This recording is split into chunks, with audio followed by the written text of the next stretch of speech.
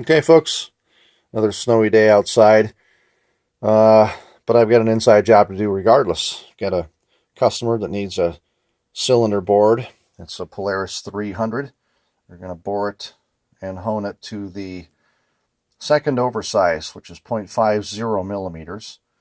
And most of the aftermarket pistons out there you'll find will skip the 0.25 and go right to 0.50, just because there's a lot of cylinders, especially the 2 cycles, that have pretty decent wear in them, and it's hard to really get it centered and take only 10 thousandths or 0.25 millimeters out of the cast iron and clean it all up.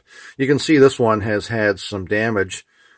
It looks like a piston may have got a little bit warm on the thrust side and stuck material to the cylinder wall. I would guess maybe it overheated due to a seal function. Don't know though.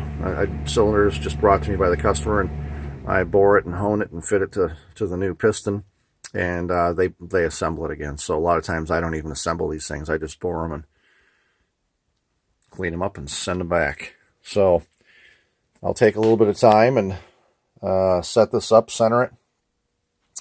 And you can see with this aftermarket piston kit, it's got a Teflon coated piston face on the thrust side, both front, exhaust and intake sides. So that helps with wear characteristics.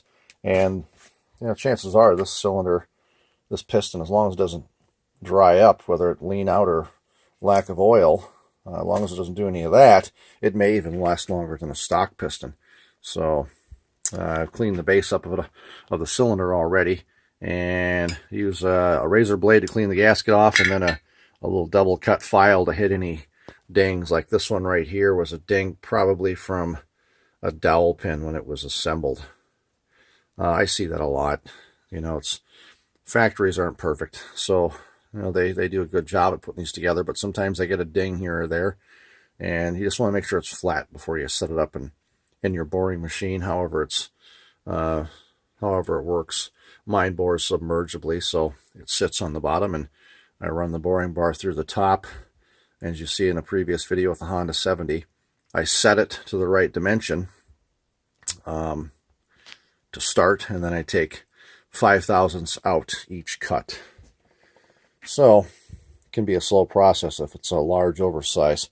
It's just a small boring bar, and you got to take it easy with the thing for it to be accurate. It's not a super rigid machine, but it served me well.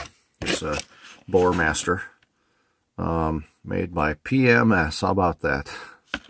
It's been all right though. It's been a good machine. So I'm gonna get this set up, get it bored. I may do a quick video on honing just to show basically what I do there and chamfering ports. Otherwise, I may just show it afterwards, after it's done too, and explain what I did.